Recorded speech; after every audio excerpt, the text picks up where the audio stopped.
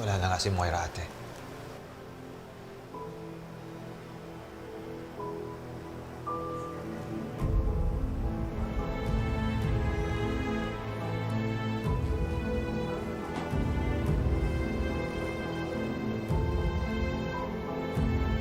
The once high and mighty Moira ay isa na ngayong malamig na bangkay. She brought this upon herself.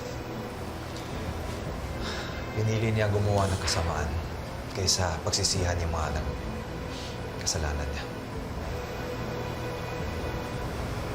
Ma'am Giselle, RJ,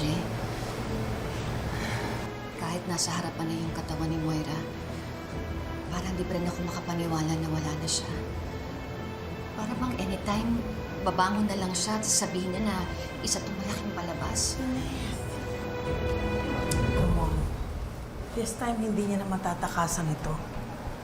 Kasi si kamatayan na mismong sumundo sa kanya.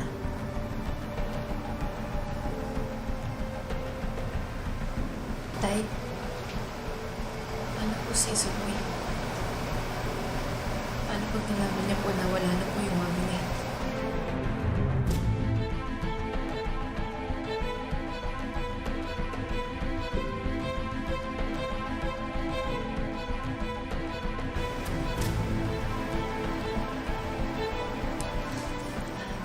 Excuse me lang po, susubukan ko lang pong tawagan si Isaboy. Sige na.